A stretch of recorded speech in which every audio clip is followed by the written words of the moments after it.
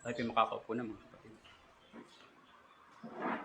Sa ating pong huling awiting spiritual, sa page 211 po, page 211,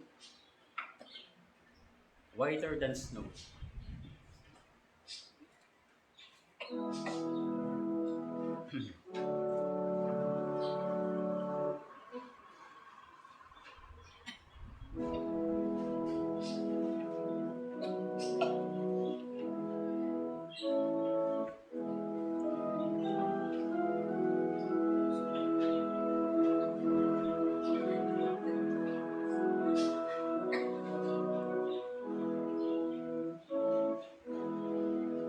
Whiter than snow, sing.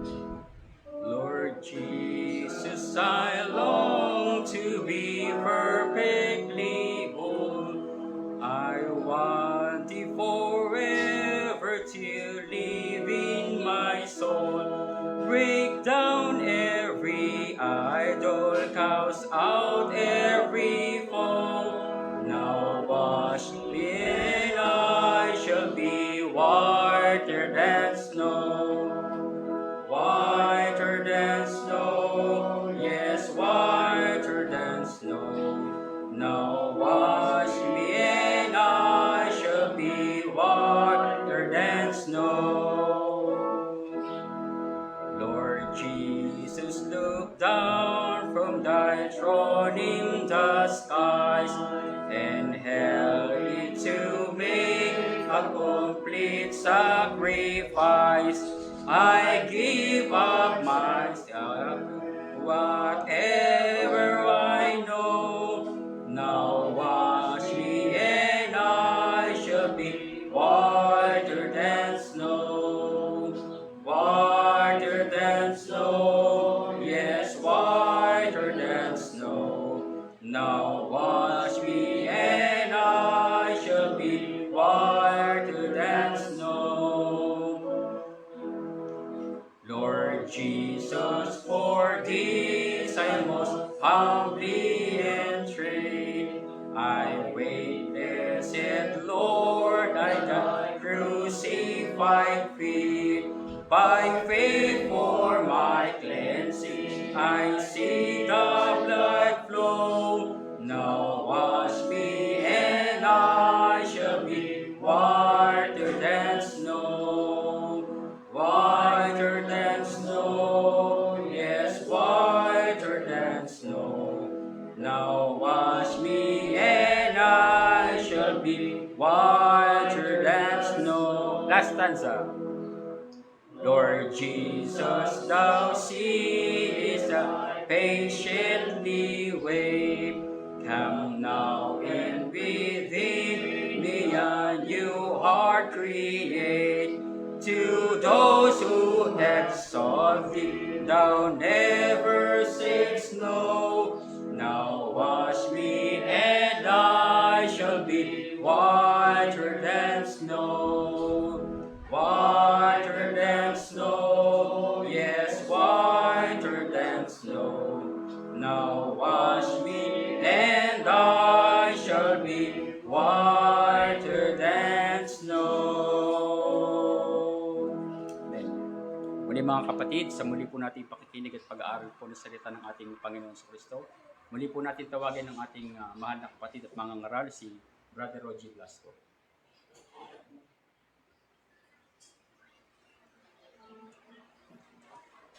Mga biyaya at mapagpalang umaga sa lahat, mga kapatid. Tayo po ay magsitayo at buksan po natin ating mga Bible sa 1 Corinthians chapter 2.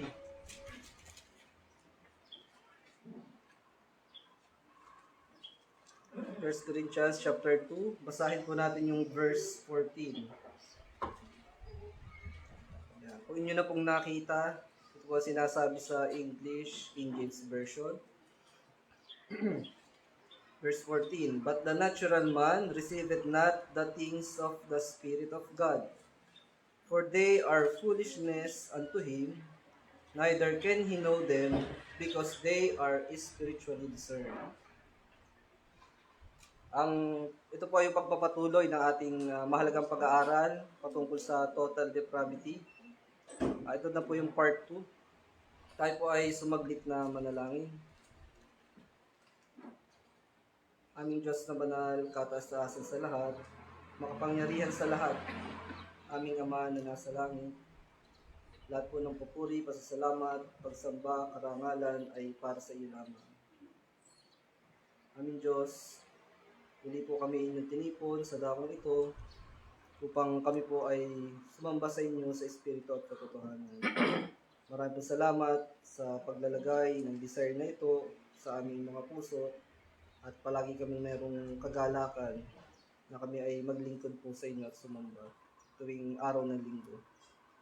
Aming Diyos, maraming salamat at sa isang linggo pong nagdaan, aming pong inaalala ang inyong pong ginawang pag-iingat sa bawat isa, ang inyong pong pagpupreserve sa amin, ang inyong pong paggabay sa lahat ng aming ginagawa. Marami din po salamat sa pagbibigay at pag-provide ng aming mga pangangailangan. Tunay po na kay buti ninyo, hindi po kami nagkukulang, sapat lang palagi ang inyong ibinibigay. Marami pong salamat aming Diyos at kami ay inyong tinuturuan na magtiis din minsan sa aming mga pinakaharap, aming Diyos. At kami po ay patuloy na nagtitiwala na kapag aming nakilala kung ano bang aming tunay na kakayahan lamang, ay kami ay lubusang magtitiwala sa inyo. Sa inyo lamang po kami palagi umaasa. Aming Diyos, ngayon pong umaga, nawa po ay ang inyong mensahe ay patuloy na magturo sa amin. Patuloy kaming magpakababa, patuloy kaming matuto ng pagiging humble, aming Diyos. Lagi kaming yumuko sa inyo. At kami ay inyong turuan sa pamamagitan ng banal na Espiritu. Kami ay kanyang i-guide at ipaunawa sa aming mga puso at isipan namin Diyos. Amin din pong inaalala aming Ama ang aming mga kasalanan na nagawa. Patawarin po kami at kami po ay nagsisisi. Hugasan niyo po kami ng banal na dugo ng aming Panginoong Hesus. At patuloy niyo po kaming tulungan na mapagtagumpayan ang laman. Hindi po namin ito kakayanin sa aming sarili lamang kakayahan dahil kami ay totally depraved, aming Diyos. Kaya kami sa inyo po umaasa na kami palaging magtagumpay sa tukso at sa pita ng laman namin Diyos. Muli po aming Diyos, naman po ay magpapala ang inyong mensahe sa bawat isa, sa lahat ng kapatiran at gayon din po sa mga makakarinig ng inyong mensahe sa amin. Muli po aming Diyos, samahan niyo po kami sa pamamagitan ng inyong banal na Espiritu. Siya ang magturo at maggabay sa amin. Ito po ang aming dalangin sa banal na pangalan lamang po ng aming Panginoong Hesus at tagapagligtas. Amen. Makakaupo na po ang lahat.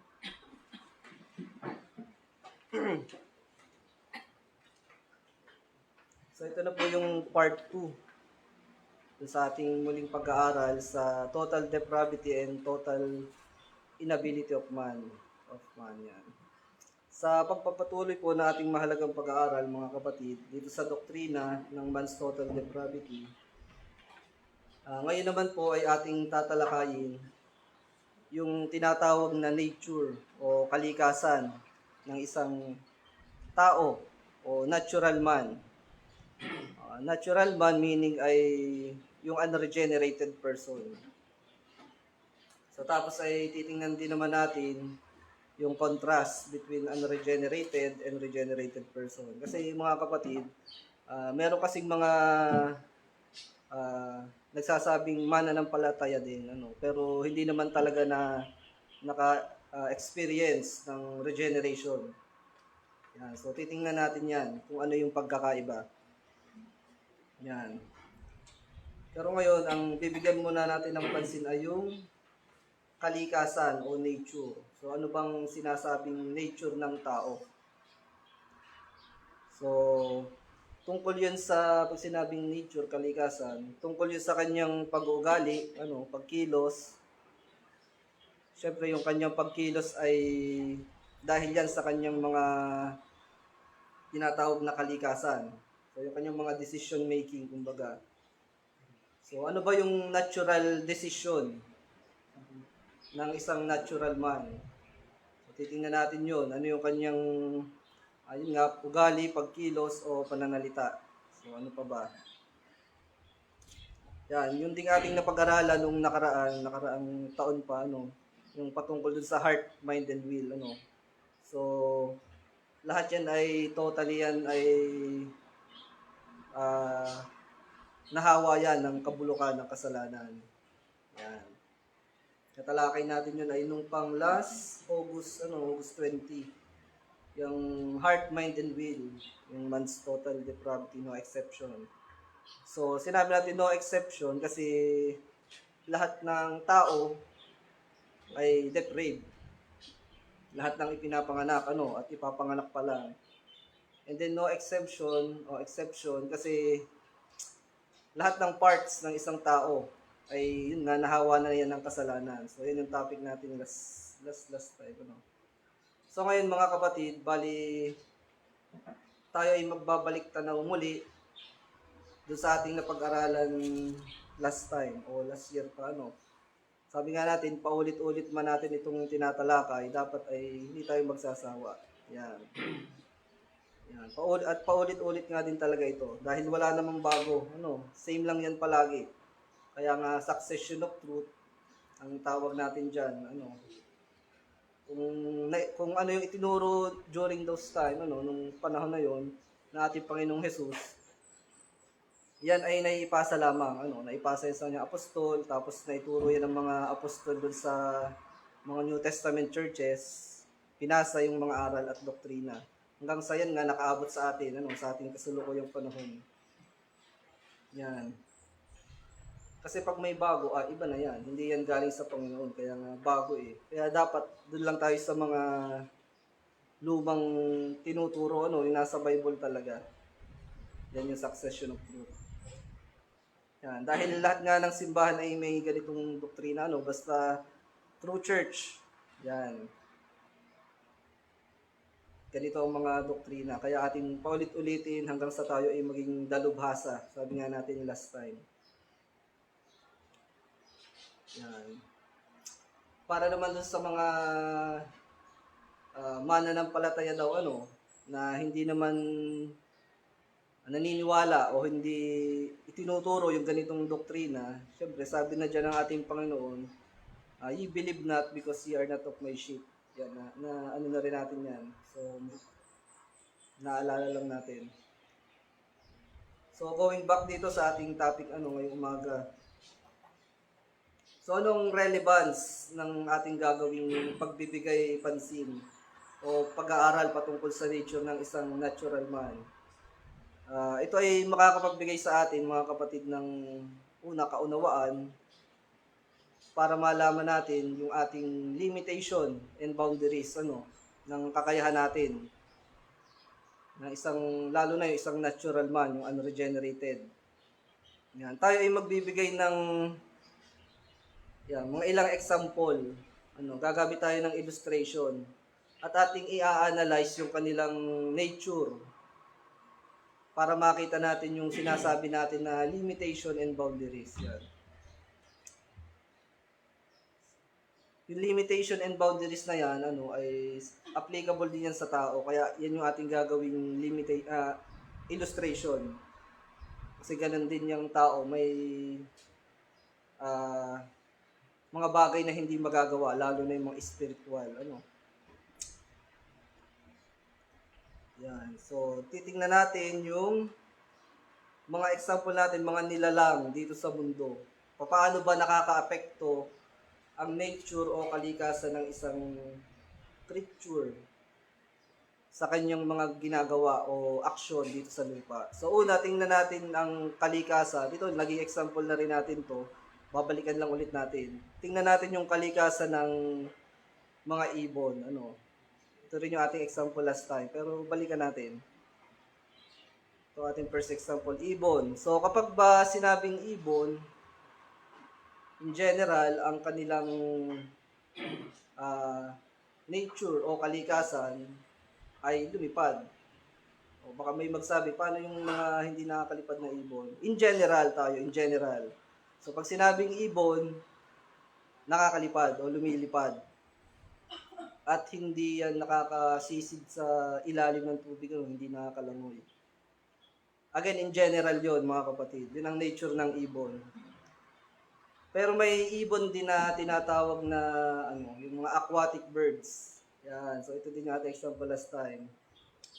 Aquatic birds, ito yung ating gagawing example ano, in a sense na sila yung mga ibon na nakakalipad din, pero kaya din naman nilang lumangoy o mag-dive sa tubig.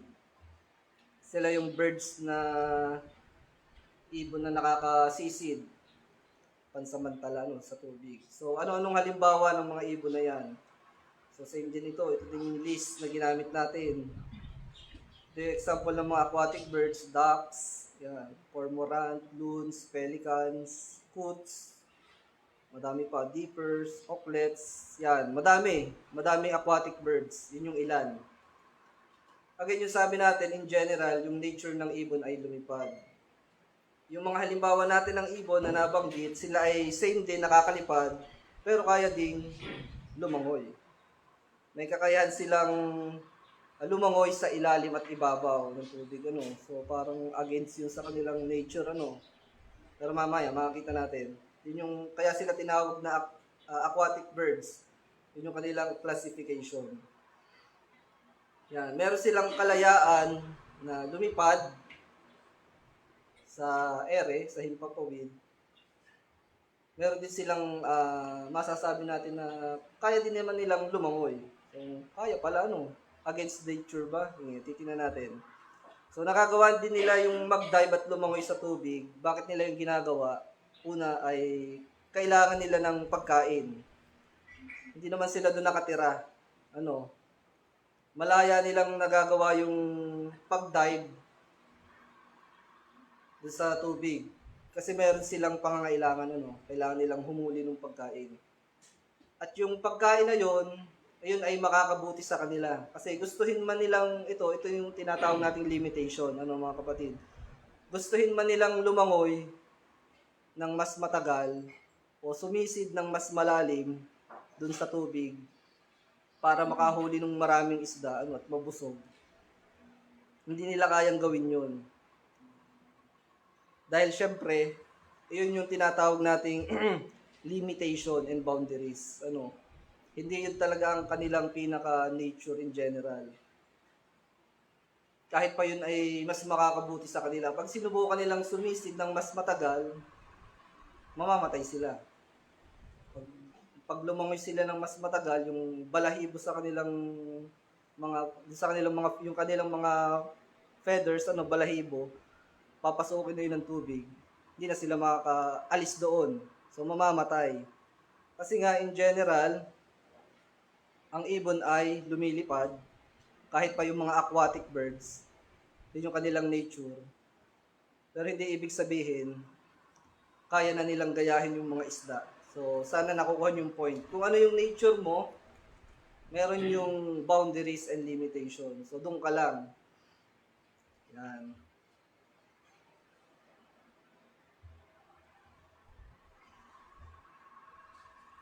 Yan. So, ito naman yung ating magiging question ano, sa ating naging illustration o example. So ang natural man kaya, yan, makaalaman siya ng mga masheran ano, ng gospel. So nakaalam. Nalaman niya na kailangan pala niyang magsisi at layuan yung kanyang kasalanan. Dahil nagkaroon siya ng tinatawag natin na head knowledge ano, regarding salvation. So walang nangyaring regeneration sa kanya no, na nalaman niya lang, nakarinig siya ng kaalaman sa pamamagitan ng kanyang sariling kakayahan, yan, accompanied by his nature ano, yung natural man ang ating pinag-uusapan na. Alam niya na kailangan niyang magsisi at manampalataya. Pero dahil bound siya dun sa kanyang nature, sa tingin ba natin, hindi siya na-regenerate, sa tingin ba natin ay makakasunod siya sa Diyos sa pamamagitan ng kanyang natural na abilidad. So, makakatagal din ba siya sa pagsunod sa utos ng Diyos? So, marahil nung simula ay makikita natin sa kanya sumusunod. Tulad ng ibon ano, saglit na dumadive sa tubig kasi yun yung makakabuti sa kanya. pero hindi niya kayang tumagal doon. Ganon din yung natural man, ano, saglit na makikitaan natin ng aba ay sumusunod sa Diyos. Pero dahil yung kanyang nature ay hindi pa totally talagang nababago, siya ay in the flesh pa rin, ano, carnal pa rin, unregenerated, hindi siya makakatagal. Yun yung ating makikita. Kumbaga, tulad dun sa ibon, aahon at aahon pa rin yung aquatic bird. Ganun din yung tao. Aalis at aalis pa rin yun. Babalik at babalik pa rin siya sa kanyang natural na kalagayan o doon sa kanyang nature. So dahil yun nga po yung tinatawag nating epekto ng boundaries or limitation. Bounded ang bawat creature dyan, bawat nilalang. Bound to its nature, limited due to the effects ng kanyang kalikasan. Sabi natin, same yan ng isang taong hindi pa nakakaranas talaga ng regeneration. Kahit pa makikita natin, makapakinig yan ng gospel, magustuhan niya yan, magustuhan din niya yung ating mga doctrines, Pero dahil nga hindi pa nagkakaroon ng pagkilos talaga sa kanya yung banal na espiritu, hindi siya makakatagal. So, may mga na-witness na, ako personally, may na-witness na akong ganyan. Siguro meron din kayong mga na-witness na ganyan na hindi tumagal. Nung simula lang. Yan nga. So, meaning unregenerated. So, same as aquatic bird, hindi nakakatagal sa ilalim ng tubig. Same din yan sa tao na unregenerated. Hindi rin makakatagal yan pagdating sa mga spiritual na bagay. Yeah, so, ito, kailan ba yun? Kahapon. So, may mga ibang sekta, yung siguro hindi ko na babanggitin kung sino sila. May mga ibang sekta na yung nagbabahay-bahay. So, nag-aabot ng mga tracts. So, ganun. So, meron daw silang isa-celebrate ngayon, Sunday. Aalalahanin daw nila yung ganyan, kung ano man. So, maari, meron silang bahay na mapuntahan at kanilang masyaran, kumbaga makumbinsi dahil sa kanilang enticing word, Pero yung makukumbinsi nilang yun, dahil hindi kumilos din ng banal na espiritu, siya ay nandun pa rin sa kalalagayan na totally depraved. Kasi mula may engganyo yun. Pero later on nga, ay yung nga sabi natin, hindi makakatagal, aalis at aalis din yun doon. Tsaka, ako'y naniniwala, doon sa grupong yun, hindi doon talaga tatagal ang isang tunay na elect. Aalisin siya ng Panginoon doon sigurado. So, ang point ko lang doon, maaring may magandahan sa pag-share ng gospel, sa mga doctrines natin. Pero dahil hindi nakaranas ng kapanganakang muli, hindi talaga siya makakatagal. Yan. Hindi niya talaga yung magugustuhan. And then, maaari, pipili siya ng mga doktrinang ang itinataas ay yung tao, yung nagagawa ng tao. So, mamaya, more on that later. So, yan din yung sinasabi ng ating Panginoong Jesus sa kanyang parable, akmang-akma ito, bound dito sa nature ng mga taong yun, yung the parable of the sower, kung inyong maalala, mga kapatid, meron dong example ng Panginoon. Yung nahasik sa stony places, tsaka yung at among the thorns. So, basahin natin yun, Matthew chapter 13, para lang makita natin, pag unregenerated, pag nahasik dun sa unregenerated.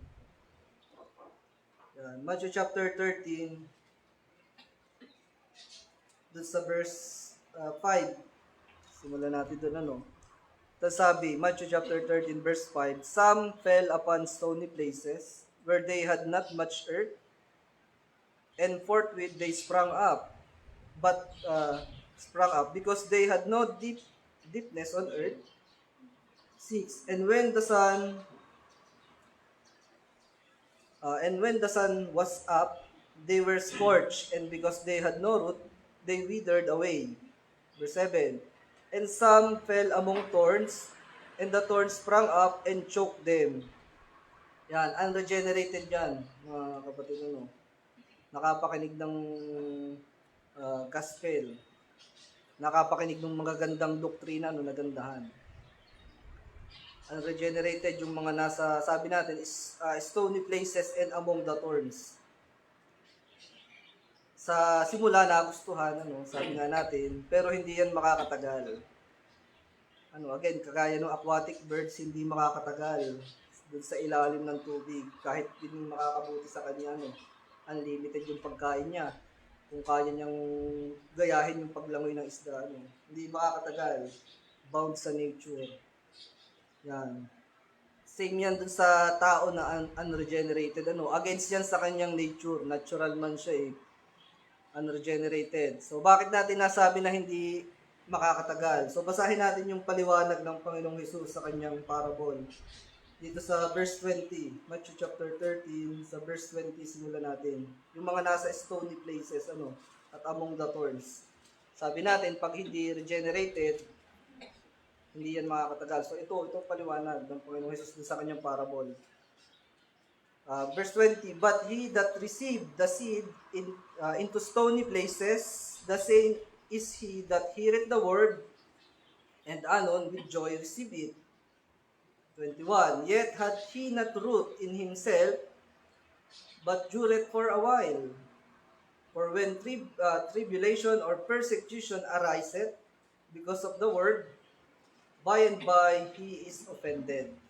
Verse 22, he also that received seed among the thorns is he that heareth the word, and the care of this world and the deceitfulness of riches choke the word, and he become untruthful. Yung sinasabi natin na example. Hindi dahil sa nagustuhan, ano, nag-believe, naniwala, okay na yun, ano. Again, hindi yan, mga kapatid, hindi yan nakabase sa tao. Yan ay nasa Diyos. Ano, nasa Diyos pa rin yan. Kung ikaw ba ay ipinanganak muli, o born of the Spirit, o ikaw ba ay nananatili pa rin sa, nananatili ka pa rin na nasa laman, meaning ay born of the flesh ka pa rin. So, yun yung difference, ano. Kung ikaw ay na-born again na, so sabi natin, binibigyan niya ng bagong, yung old man, wala na yon, sabi ng scriptures, ano. So, it depends pa rin sa Diyos. Hindi yan sa tao.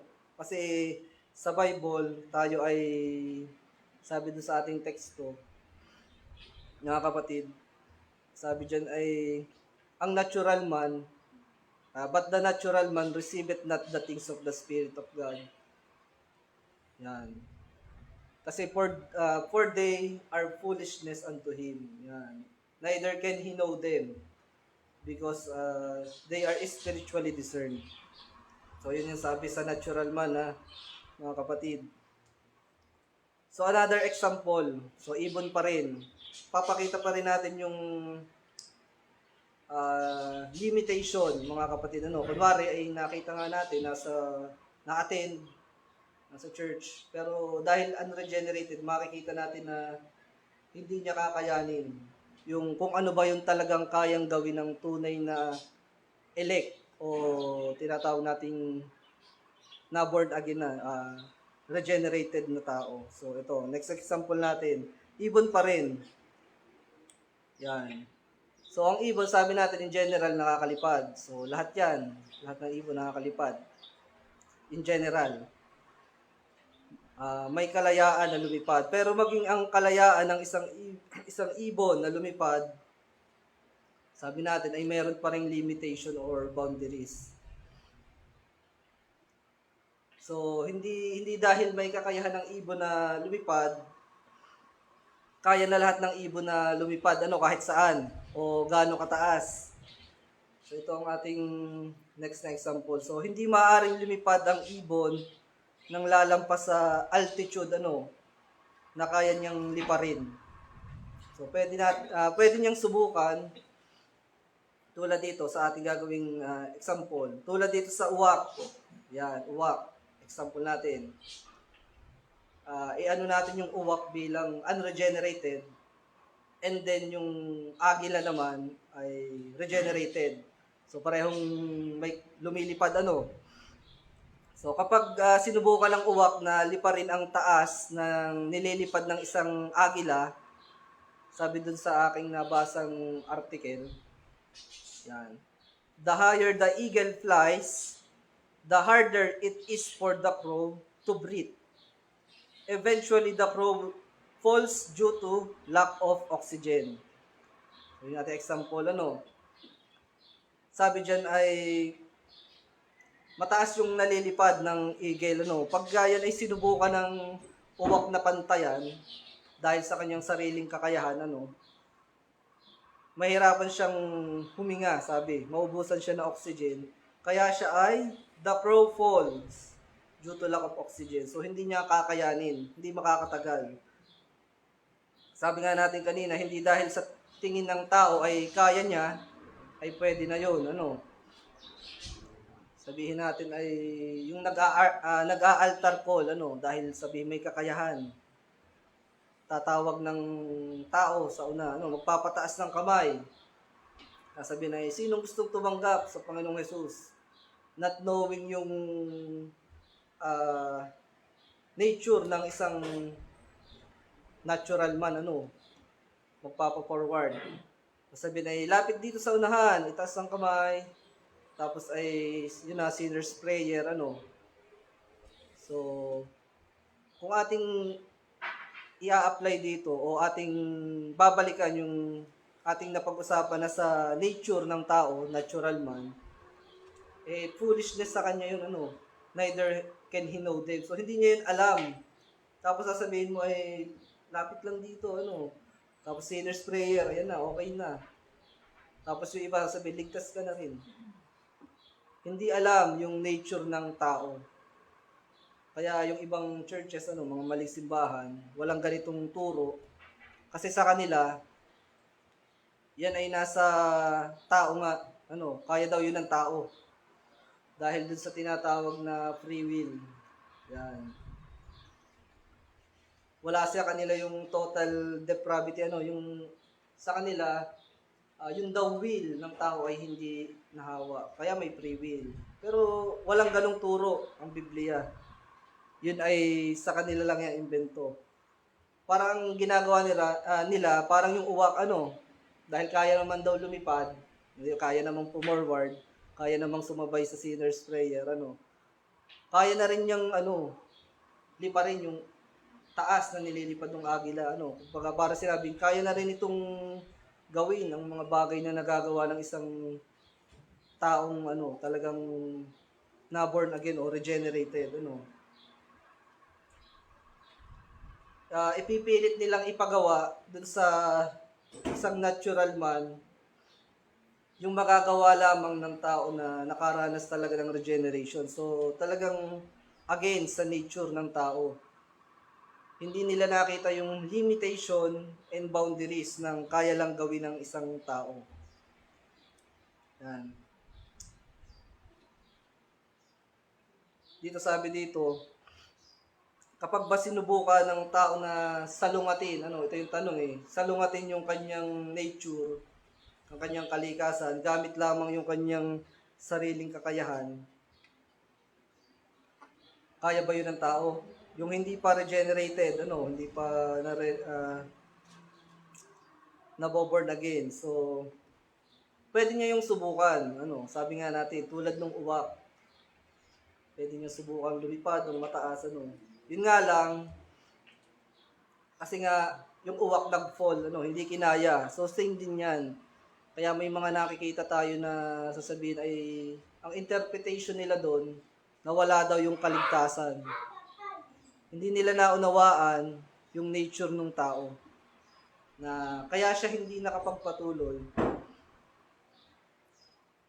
ay hindi pa talaga siya nagkakaroon ng kaligtasan. Wala talaga siyang kaligtasan in the first place. Ano? Hindi pa siya nakakaranas ng regeneration. Kaya, hindi nakakapagpatuloy. Tulad nga doon sa uwak, kunwari kasama dito, sa church, Pero makikita natin, ba't nawala? So, ang interpretation nila doon, ng mga maling simbahan, ng mga Armenian, nawawala daw yung kaligtasan. So, hindi.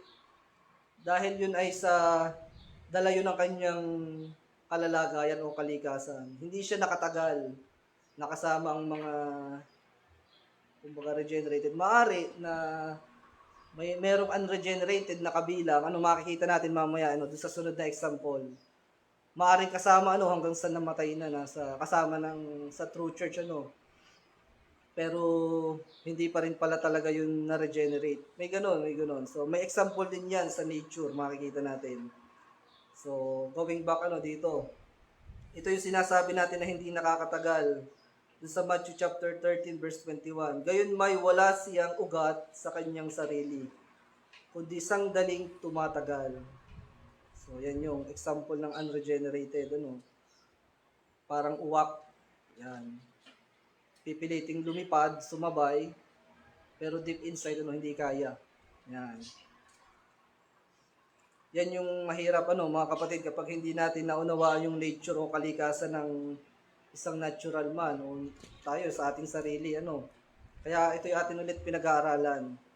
So, yun yung pagka may nagsabing, nawala yung kaligtasan, hindi yun ang hindi nang paliwanag doon, mga kapatid. Dahil yan sa total depravity, dahil yan sa kanyang nature. Hindi siya angkop, hindi siya talaga makakatagal sa mga bagay na spiritual. Yan.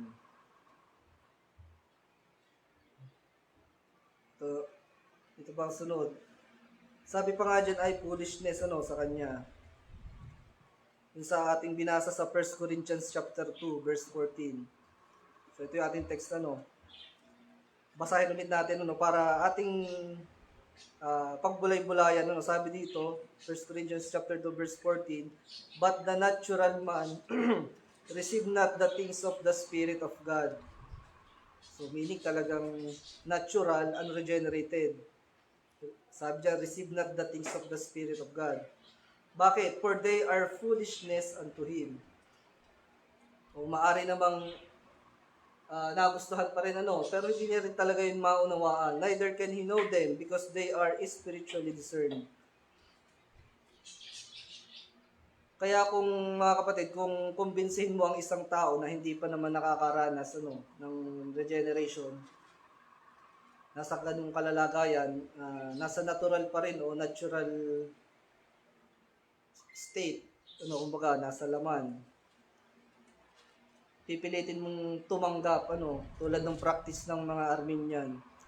Parang sinasabi mo na ganito dito sa example. Parang sinasabi mo na yung uwak kayang sabayan yung agila sa taas ng nililipad, which is impossible. Hindi pwedeng mangyari.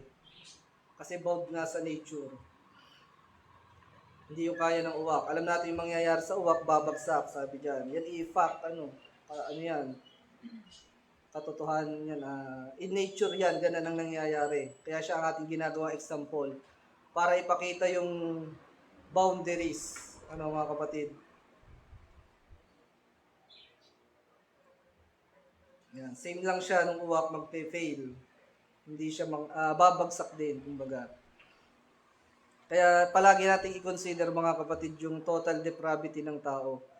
Dapat ay ang unang kikilos sa kanya ay yung Diyos muna.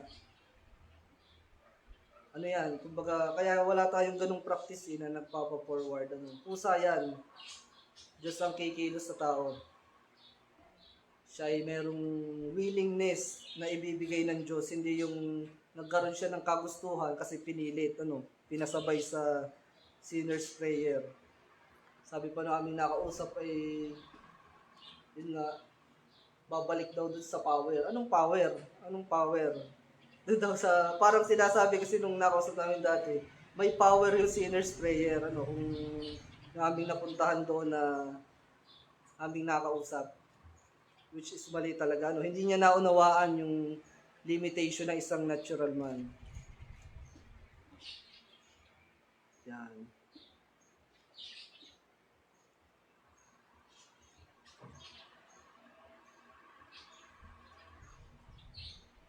ito, skip ko na to, ano. Yan, ito. Yan, mga kapatid, yung kahalagahan na malaman natin yung nature ng tao again ay para maunawaan kung ano lang yung kanyang kayang, kung paano lang siya magpapangsyon. So marahil ay may mga nagagawa man siyang mabuting bagay, sabihin natin, mabait, ano, tahimik, ano pa, yung mga makikita natin, hindi nagiinom, ano, hindi naninigarilyo. So basta pag tiningnan mo ay masasabi mong mabait, ano, mabuting tao. Pero wag pa rin nating i-disregard, ano, mga kapatid, yung nature ng tao. Wag nating i-disregard yung total depravity ng tao. Maari sa tingin natin ay napakabuti na nung taong yun. Napakabuti na, ano. Pero, again, yung nature pa rin niya ang ating titingnan. Siguradong pag gumawa siya ng mga desisyon, yan ay ano pa rin, in the flesh. Sabi nga dito sa Proverbs chapter 21, yung verse 2, kung sa tingin ng tao ay mabuti na siya yung kanyang ginagawa. Sabi niya sa Proverbs chapter 21 sa verse 2, every way of man is right in his own eyes. Yung sinasabi natin panglabas pag tiningnan mo, mukhang tama. But the Lord pondereth the hearts. So, bawat lakad ng tao ay matuwid sa kanyang sariling mga mata.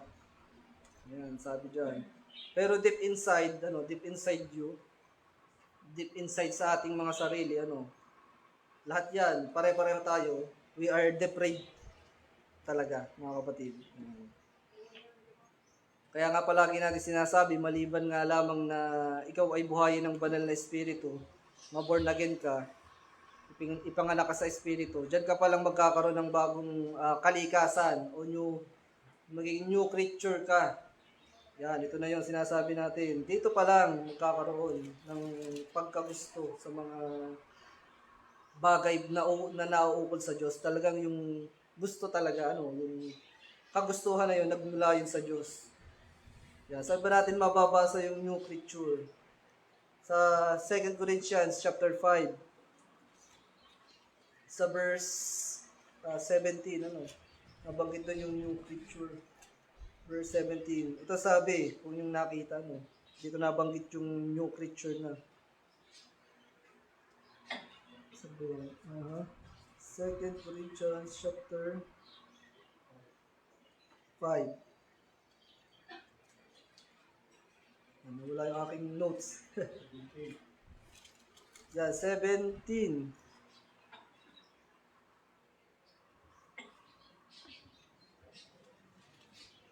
Yan. Kaya tsaka dito, sa ano pa. So, sa Ephesians, yung old man dito sa sa 2 Corinthians. Yan. Tapos sa Ephesians, doon tayo sa Ephesians chapter 4. Wala akong notes kasi na Ephesians chapter 4. Sa verse 22 and 24. Ephesians chapter 4. Yan. So ito yung sabi dito, that ye put off concerning the former manner of life. Dito sabi, conversation. Manner of life. The old man. So yan.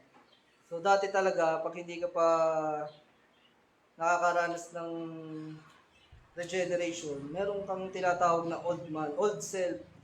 So, yung old man na yun yung bound talaga dun sa nature ng tao, which is sinful nature. At pati dito sa Colossians, chapter 3. Yan, Colossians chapter 3. Sa verse 9 and 10, nabanggit din dito yung old man. Basahin natin, Colossians chapter 3. Verse 9, lie not one to another, seeing that ye have put off the old man with his deeds, and have put on the new man, that is renewed in knowledge after the image of him that created him. So yung sinasabi natin, may merong tinatawag na old man. Yung mga meron kang dating kalalagayan. Kaya sabi nga natin, pag ipinanganak ka, lahat yan depraved. Kahit pa yan ay elect. Meron tayong depravity na bibigyan tayo ng new man pagka tayo ay na-regenerate, bibigyan tayo ng bagong mga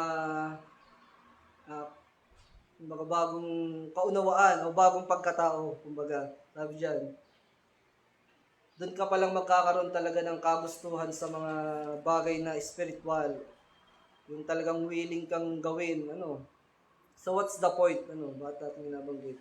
So hindi makakagawa ng mga bagay na spiritual nga, sabi natin, yung natural man, yung old man sa mga regenerated. Pero kapag ikaw ay nasa ganyang kalalagayan, natural man ka, hindi ka pa nare-regenerate. Yan pa rin yung iyong kalikasan, which is sinful, sinful nature. Maliban na nga lamang na ipanganak ang muli. Yan. Ipanganak sa espiritu. So, magbibigay pa tayo ng isa pang example, patungkol ulit sa kalikasan kasi ito yung nature natin. Balik tayo dito sa pagpapakita ng nature. Kung ba kayang salungatin ang nature. Para ipakita natin na ang nilalang ay bounded sa kanyang nature. Magbigay pa tayo ng example. So kung kanina ay ibon, sabi natin, kahit pa yun ay tinatawag na aquatic birds, hindi yan nakakatagal sa tubig. Ngayon naman, yun namang isda ang ating gawing example. Yan. Yung isda naman na ating bigyan ng pansin bilang example sa nature ng mga nilalang na i-apply din natin sa tao. Papakita lang natin yung kung ano yung nature mo, yun pa rin ang iyong, doon ka pa rin babagsak, kumbaga. Yun pa rin lang yung mga magagawa mo. So ito, for our next example, ano ba ang nature ng isda? Again, in general, ang isda ay lumalangoy. Yan, syempre ang nature ng isda ay lumangoy. Pero baka may magbanggit nung sinasabing flying fish, Yan, may isda talaga na tinatawag na flying fish. Lumilipad, Hindi, pero in reality, hindi talaga yung lumilipad. Yun ay nag-glide lang sa ere.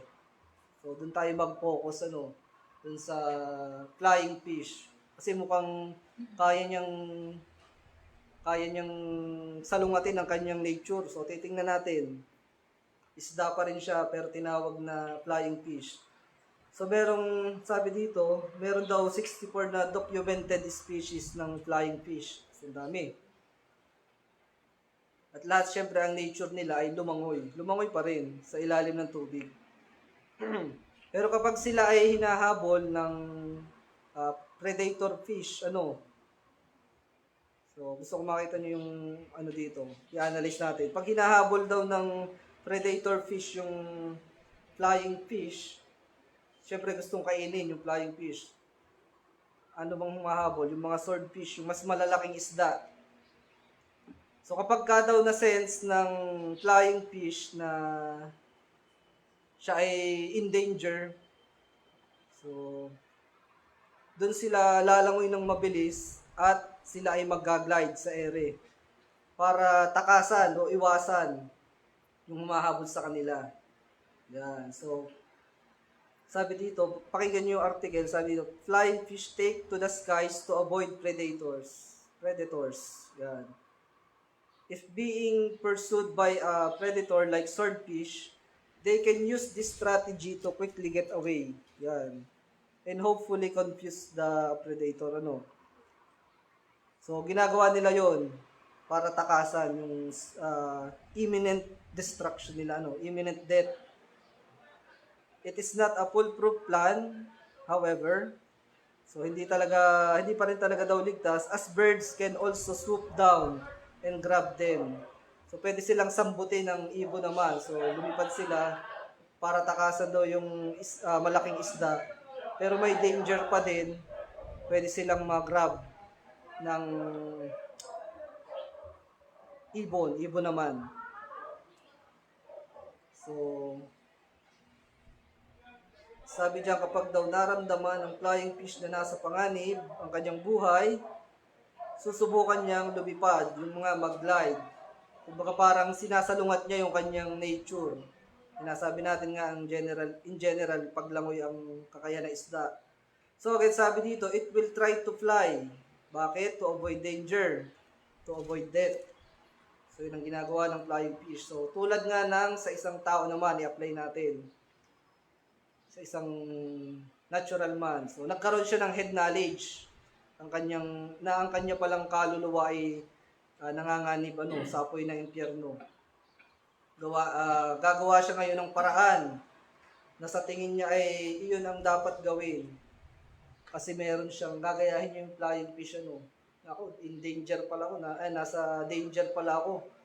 So kailangan, sabi nitong pastor na ito, so kailangan kong gumawa ng mga hakbang para makatakas dito sa danger na ito.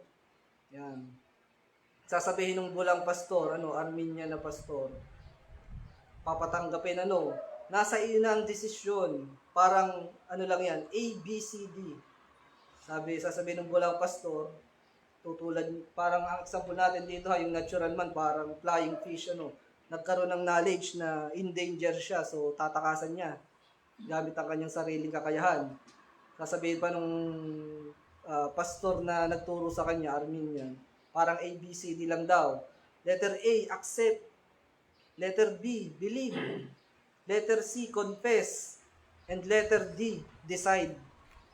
So parang nasa sa iyo na, natural man, kung gusto mong maligtas ang sarili mo, kailangan mong mag-accept, believe, confess, at kailangan mong mag-decide.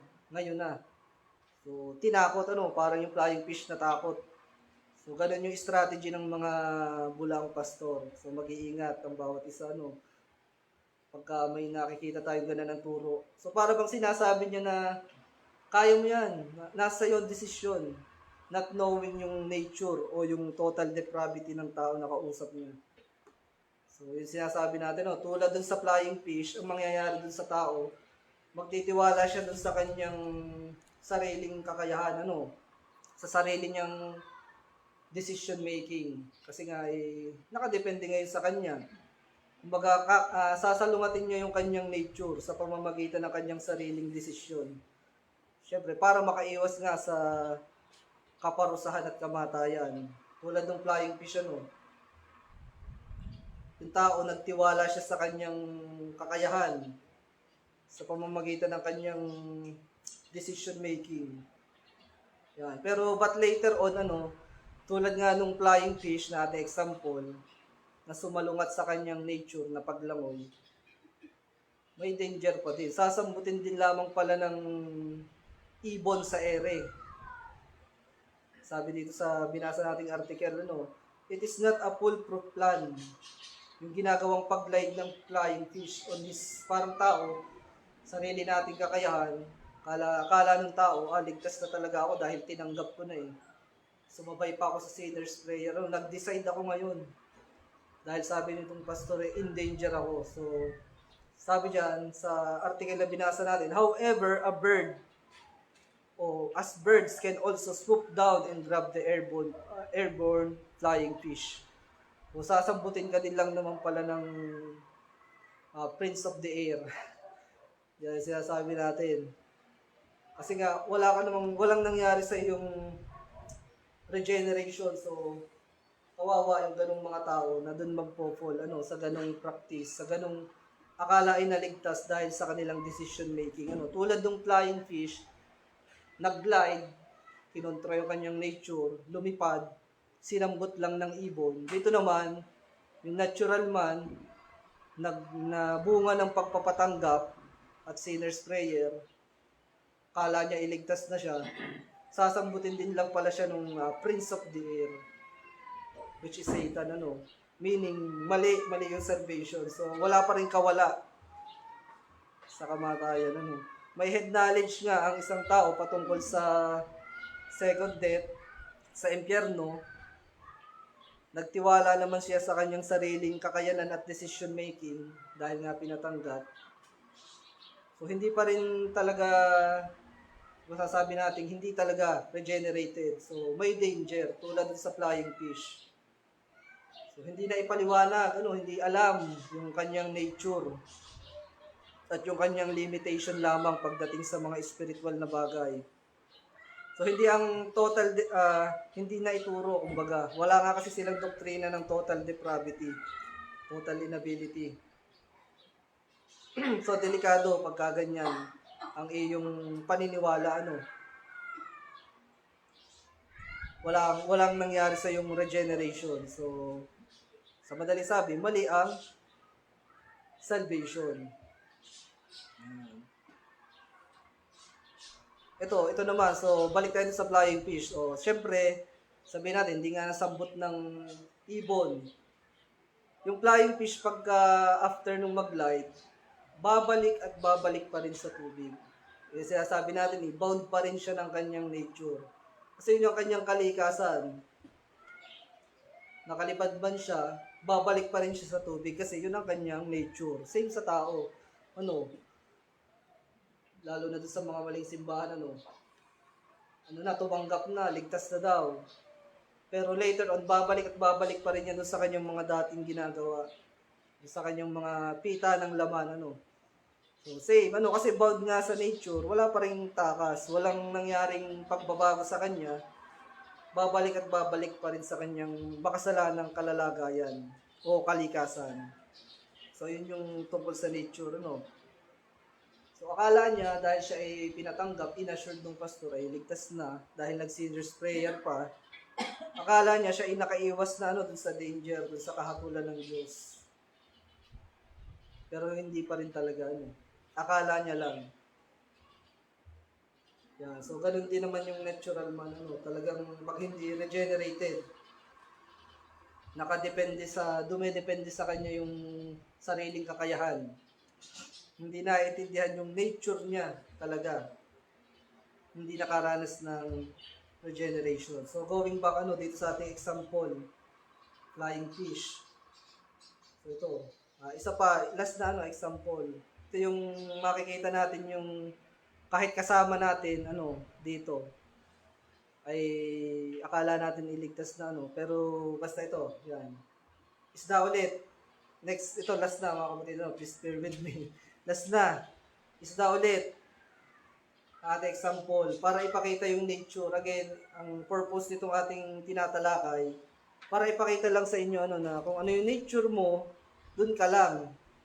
Hindi ka pwedeng gumawa ng mga bagay, hindi ka pwedeng lumampas sa iyong limitation, sa iyong boundaries. Ito, next nating example, isda pa rin So, merong isda na saltwater fish. Tapos may isda na freshwater fish. Yung sa dagat, tsaka sa tubig tabang. Yung isda na nasa dagat, hindi yan pwedeng mabuhay sa freshwater.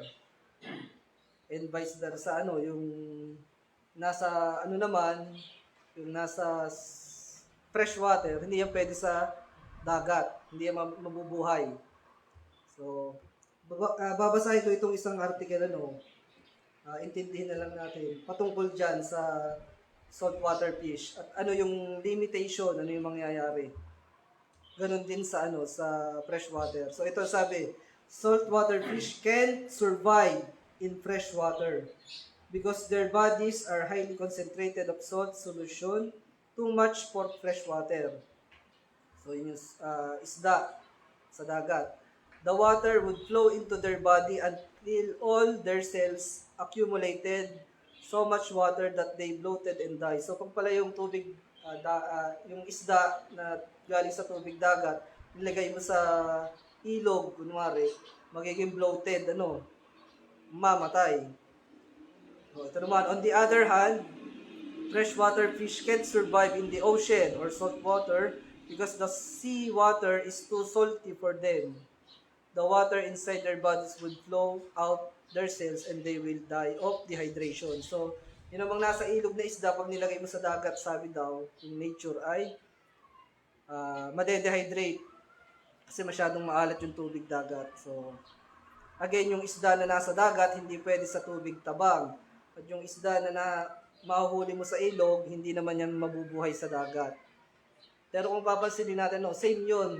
Tubig pareho, ano.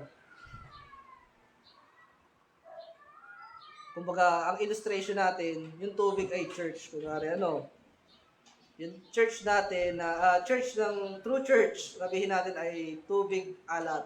Yan. Tapos yung mga maling simbahan ay tubig tabang. So may mga isda. Yan yung mga members. Kunwari.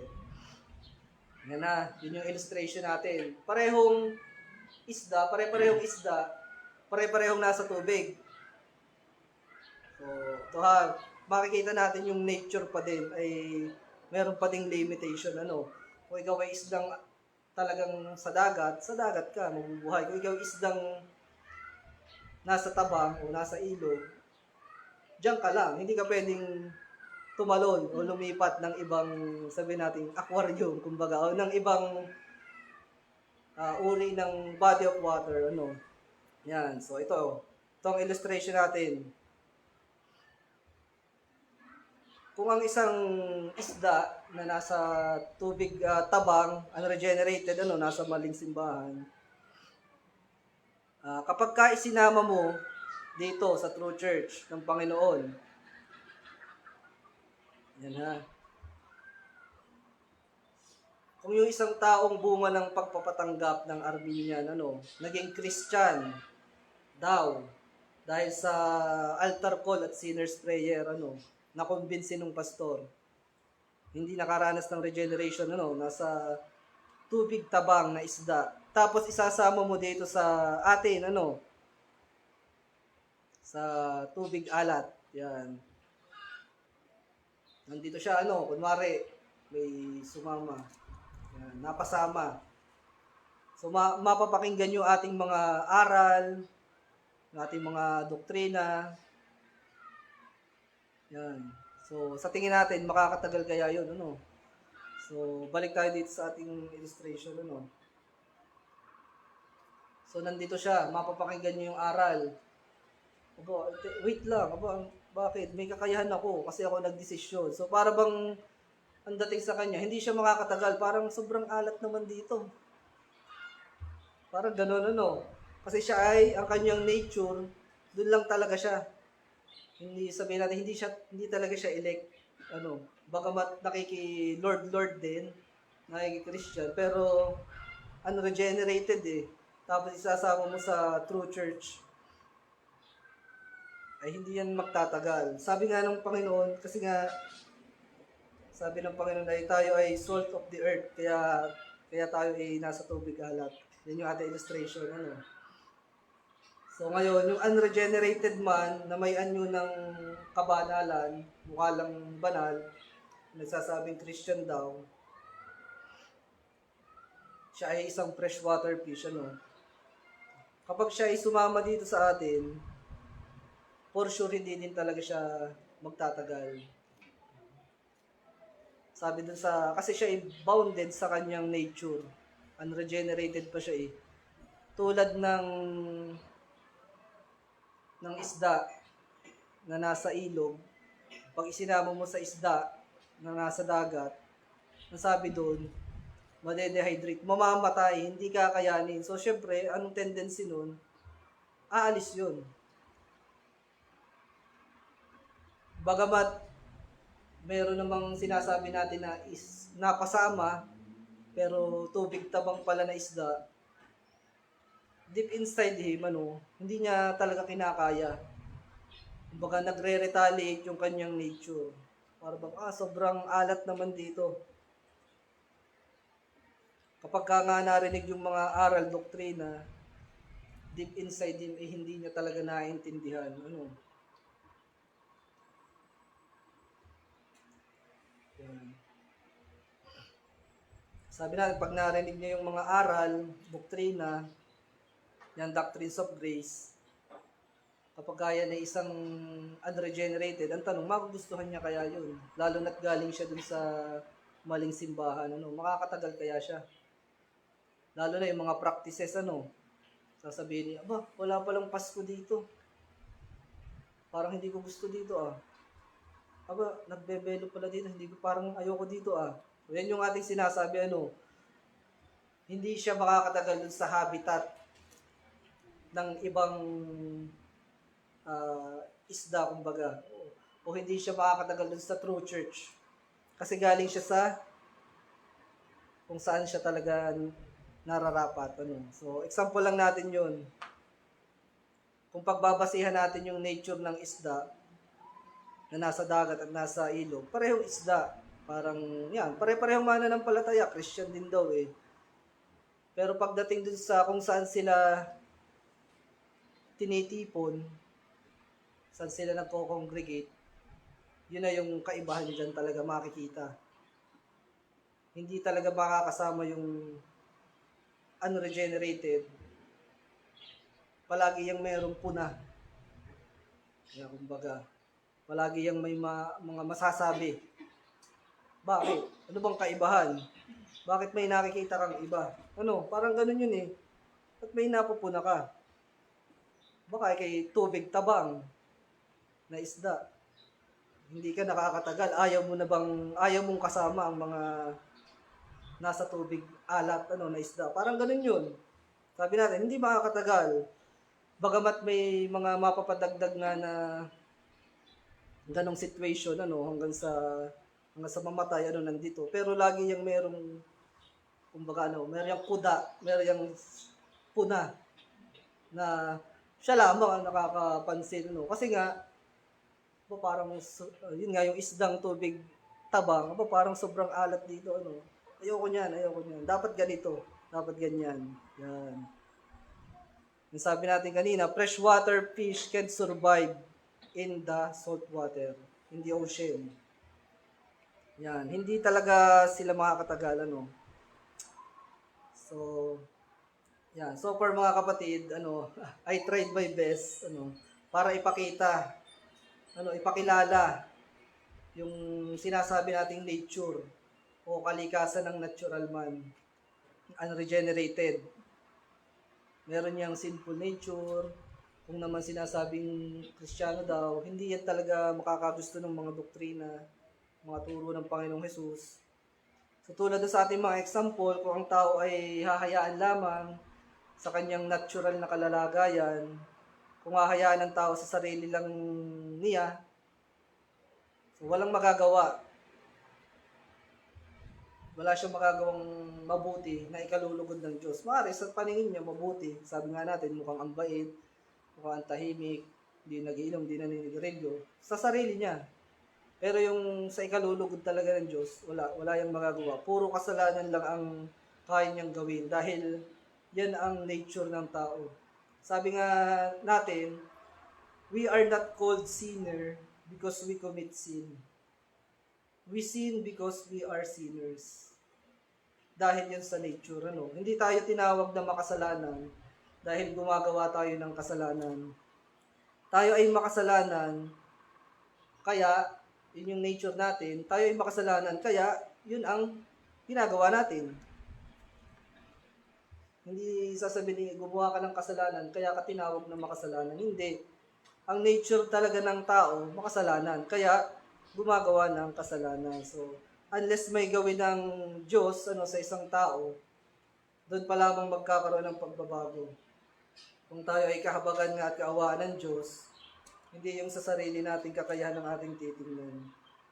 Ito, basahin natin yung Romans chapter 9. Ito, konti na lang mga kapatid. Ilang verse na lang to. 2 na lang. Yeah, Romans chapter 9, sa verse 16. Romans chapter 9, verse 16. Yan. Sabi dito, so then, is it not of him that willeth, nor of him that runneth, but God that sheweth mercy. Kaya, napaka-importante mga kapatid na maunawaan natin yung ating limitation and boundaries. Ano, yung ating nature ng tao, kalikasan ng tao. So tinalakay natin ito para mas makita natin na ang Diyos ang siya pala talagang nagbibigay ng kaibahan. Siya ang dahilan ng mga mabubuting gawa natin. Ano? Kung lagi natin binabasa Philippians chapter 2 verse 13. Yan. Dito natin makikita mga kapatid talaga. Sana ay maging paalala ito palagi sa atin. Philippians chapter 2 verse 13. For it is God which worketh in you both to will and to do of His good pleasure. Sapagkat Diyos ang gumagawa sa inyo maging sa pagnanasa at sa paggawa. So ayon sa kanyang mabuting kalooban. Sabi natin, kung hahayaan lang tayo ng Diyos, ang magagawa lang talaga natin ay mga bagay na hindi nakakalugod sa Kanya. Pero dahil tayo mga hinirang, may kaibahan, may iba na sa ating mga sarili. Nare-recognize natin na wala tayong magagawa. Tanging ang Diyos lamang ang siyang gumagawa sa atin, kaya tayo nakakapaglingkod. Kapag kaya tayo ay nandirito, meron tayong desire na umattend, magbasa ng Biblia. Sabi dyan, Philippians 2:13, Diyos ang siyang gumagawa sa atin. Yun ang kaibahan kapag ikaw ay unregenerated. So that's the difference. Kapag kilala natin yung ating pagiging totally depraved, tayo, pag-usapan naman natin ay yung tayo bilang mga mananampalataya sa true church, Kapag kilala natin yung ating pagiging totally depraved, syempre sabi natin, that will make us humble. Kasi hindi naman tayo ang nagawa nito.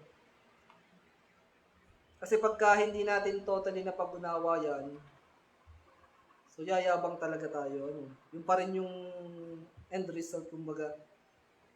Pagka hindi mo napag-unawa yung iyong limitation and boundaries, babalik tayo dun sa magiging mayabang ka, feeling mo ay ikaw yung dahilan ng lahat ng ito.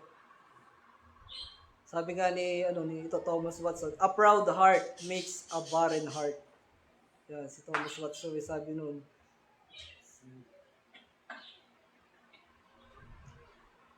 Kaya pagka hindi mo lubusan talagang napag-unawa yung depravity mo, yung nature mo, kung saan ka nang galing, aakalain mo ay ikaw na talaga yung, kumbaga magkakaroon ka talaga ng kayabangan. Sabi nga, proud heart makes a barren heart. So, ginawa natin itong pag-aaral na ito, ating ni-review, kumbaga, binalikan. Yung mga example, sana medyo boring ba? Yung mga example, gusto ko kasi ipakita sa inyo, in nature, kahit yung mga ibang nilalang, bounded yan sa kanyang kalikasan. Hindi yan pwedeng lumampas. Same sa tao. Kung ano yung ating nature, dun lang tayo. Diyos lang ang nagbibigay ng difference. Kaya nga, wala tayo dapat ipagyabang. Sa ating pagtatapos, mga kapatid, meron akong 3 tanong. So, yung tanong na to ay sagutin natin habang inaalala natin at kino-consider yung ating mga napag-aralan, yung ating kalikasan, yung ating pagiging depraved, totally depraved. So, sasagutin natin ito sa sarili na lang natin, at ganoon din sa mga nakakapakinig. So, napag-aralan na natin yan. So, unang tanong ay, ano bang kaibahan mo sa iba? Ano bang kaibahan mo? Bakit ka nandito? Ano naging kaibahan? Sinong nagbigay ng kaibahan sa iyo, sa iba? Yan, yung tanong. Next ay, ano ang mayroon ka na hindi nanggaling sa Diyos?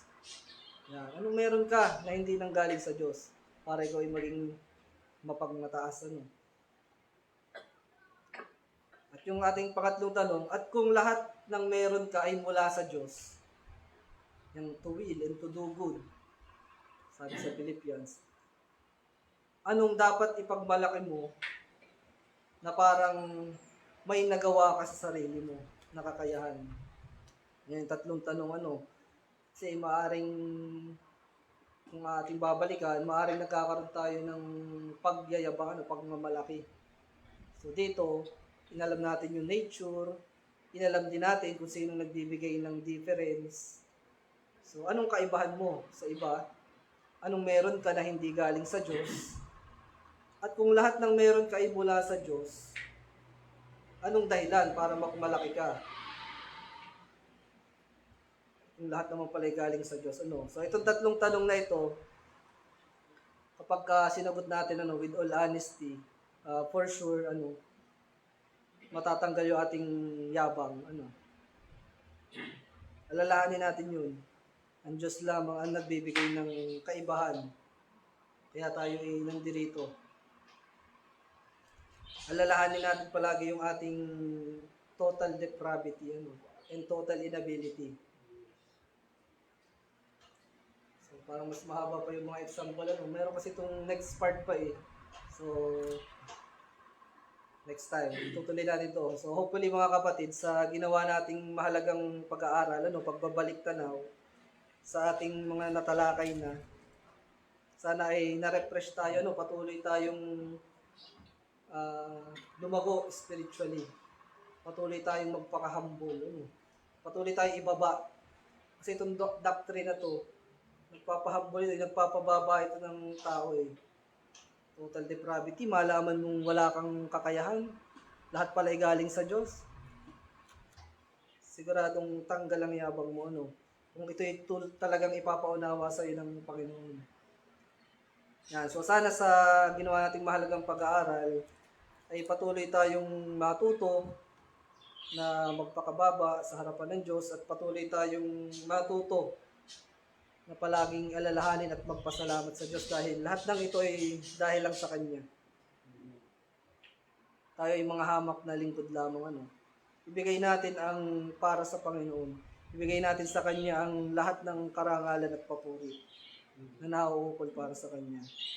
So, yan mga kapatid, dyan tayo nagtatapos. Hopefully ay naunawaan nyo yung nature ng tao, yung ating limitation and boundaries, at yung difference na nagagawa natin ngayon kung kanino nang galing. Yun ay sa Diyos. Yan. So, tuloy natin to God willing.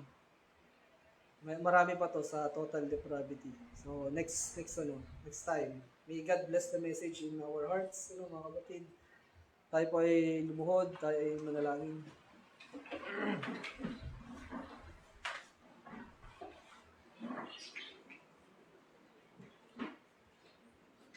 Aming mga salamat. Maraming salamat sa inyong naging mensahe ngayong umaga. Tunay po na sa lahat ng nilalang ay walang nakakataka sa kanyang kalikasan. Ganun din sa tao, ang Diyos. Kami ay merong sinful nature. Maraming salamat sa inyong ginawang regeneration sa amin. Maraming salamat sa ginawa niyong difference sa aming mga buhay. Dahil ngayon po, aming Diyos, kami nagkaroon ng kagustuhan sa inyong mga salita, sa inyong mga aral. Kami po ay nakakapaglingkod dahil lamang sa inyo ring inilagay sa amin, aming Diyos. Nawa ay magsilbi po itong paalala sa amin upang patuloy kami na yubuko sa inyo at hindi kami maging palalo, aming Diyos. Tanggalin po sa amin ang kayabangan, aming Diyos. At kami patuloy niyong ibaba upang kayo po ang may taas. Aming Diyos, sa aral na ito, nawa ay natutunan namin ang aming limitation and boundaries. At gayon din ang mga tagapakinig, nawa ay kanilang mapagtanto at sa tulong na rin po ng inyong banal na Espiritu. Maunawaan nila na lahat ng bagay, kapag ito ay inyong niloob, aming Diyos, ay doon pa lamang namin magagawa. At kung kami naman ay pababayaan sa aming natural na kalalagayan. Tanging ang magagawa din lamang namin ay puro kasamaan at kasalanan. Kaya marami pong salamat, aming Diyos, patuloy niyo kaming iniingatan. Salamat po sa palaging paglalagay ng desire sa aming mga puso. Maraming po salamat, tuloy po na kayo ninyo. Nawa po ang inyong mensahe sa amin ngayong umaga, ay maging pagpapala sa lahat ng mga kapatid, at gayon din po sa lahat ng mga tagapakinig. Aming Diyos, maraming po salamat sa amin pong pansamantalang paghiwa-hiwalay. Ay ingatan niyo po ang bawat isa, ihatid niyong ligtas at mapayapa sa kanyang tahanan. At nawa po ay patuloy niyo kaming ingatan at i-preserve sa darating pang mga araw. Sa isang linggo po muli na aming haharapin. Samahan niyo po muli kami at i-guide aming Diyos. At kami ay patuloy na sa inyo maglagak lamang ng tiwala at sa inyo po kami palagi umasa. Upang kami ay matuto aming Diyos na sumunod palagi sa inyo. Hindi po aming Diyos, maraming salamat sa inyong mensahe. Mga po ay naging pagpapala ito sa lahat. Mga po ay tanggapin nyo aming pagsamba. Mga po ay kayo ang malugod po kayo. Kayo po ang maitaas, mapasalamatan at mapupurihan. Ito po aming dalangin sa banal na pangalan lamang po ng aming Panginoong Hesus at Tagapagligtas. Amen. Patuloy po natin sambahin ang ating Panginoon. Awitin po natin ang doxology.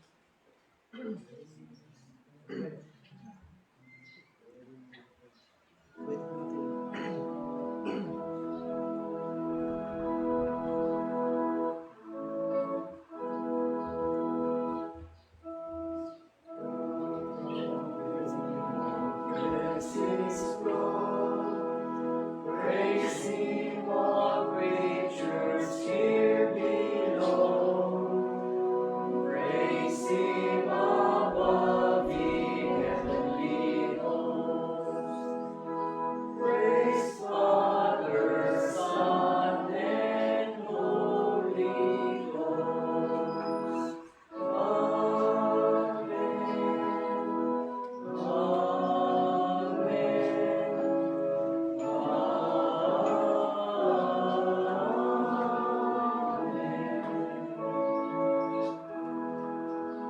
Maraming salamat. God bless po.